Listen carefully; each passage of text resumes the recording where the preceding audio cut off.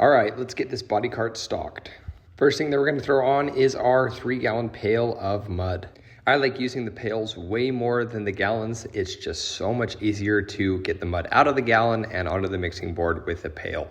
So now that's on, we're gonna throw our mixing boards underneath. I have a small and a large mixing boards, of course, for different spreads. So next up is our powdered guide coat. So I actually got this graphite powder off of Amazon. This one in my hand right now, it's about 40 bucks on Amazon. The main use for guide coat is to put on the panel and to see if you got all of your scratches out. So you pretty much sand until all the scratches are gone. This is when you're refining the shape of the car. Next up are gloves. Gloves are a necessity while doing body work. You're gonna see me put up a couple different types of mud. So this is a finishing glaze right now that I'm gonna put on.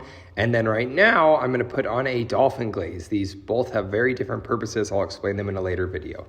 Next up is my respirator. You really don't want to be breathing in any of the dust that you're going to be sanding or creating while doing body work or metal work. Next up is my sandpaper. So I'm going to use 3 different grits. I'm going to use 40 grit to do a green cut. I'm going to use 80 grit to pretty much refine the shape, and 150 is to get the scratches of the 80 grit and the 40 grit out of the panel. After that, I'm going to throw in some small files that I use to clean out holes.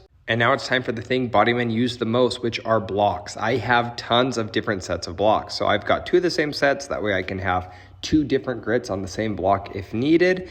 These blocks come in all sorts of different shapes and sizes for many different applications. Now you always need tape. I have 3/4 and 1.5 inch tape that I use for different things. But like I said, here's another set of soft blocks that I have. These are to do contour shapes. And you can see how much flex these have. Now, each one of these blocks is different. Some have more flexibility than others. And of course, they come in all different shapes and sizes as well. This is just a basic kit. You're pretty much gonna be able to do an entire car with 1 set of hard blocks and 1 set of soft blocks. Now, this pump sprayer holds my wax and grease remover, which I use to clean my panels before spreading body filler. To spread the body filler, I use these 3-inch spreaders, or I have smaller 2-inch spreaders as well.